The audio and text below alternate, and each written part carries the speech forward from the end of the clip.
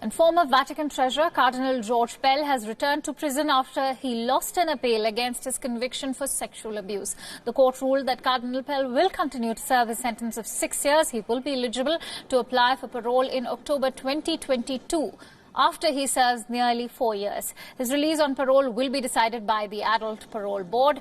Pell is the highest-ranking Catholic worldwide to be convicted for child sex offences. He was sentenced in March this year after he was found guilty on 5 charges. He had sexually abused 2 13-year-old boys. Pell appealed his conviction to Victoria's Court of Appeal on 3 grounds, but he allowed to defend himself on only 1 ground. He argued that verdict was based on insufficient evidence, but the court ruled in a 2-1 judgment that the conviction was reasonable. He will continue to serve his sentence by a majority of 2 to 1.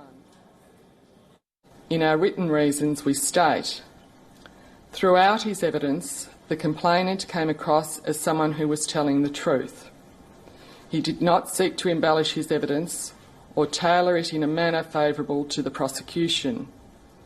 As might have been expected, there were some things that he could remember and many things which he could not.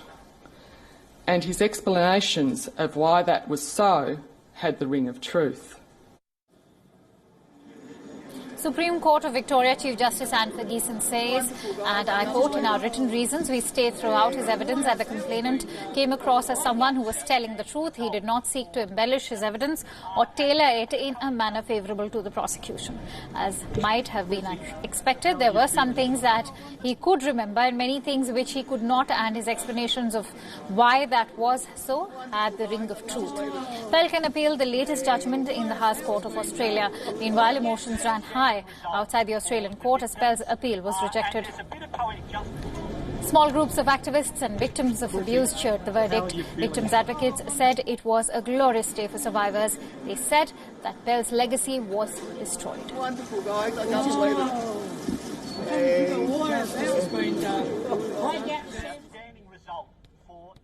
It gives a stronger voice to the survivors, and survivors will be believed now. We were for decades not believed.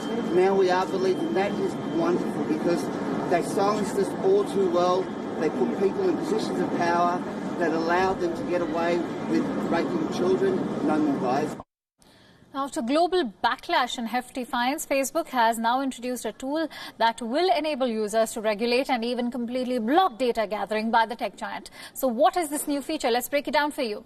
The feature is called Off Facebook Activity. It gives you a list of all the applications from where Facebook gathers data about you. So if you have 20 applications on your phone, all 20 may appear on this list.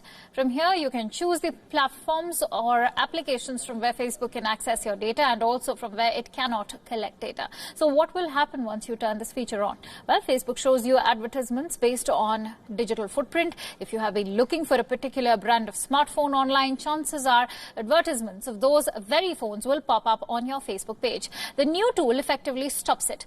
But the tool only offers anonymity to individual users. This means that Facebook will continue to know that someone has browsed for a particular smartphone, but will not know who that someone is. Now, Facebook will introduce the feature in South Korea, Ireland and Spain. This is in line with the company's tactic to introduce new features in small markets first.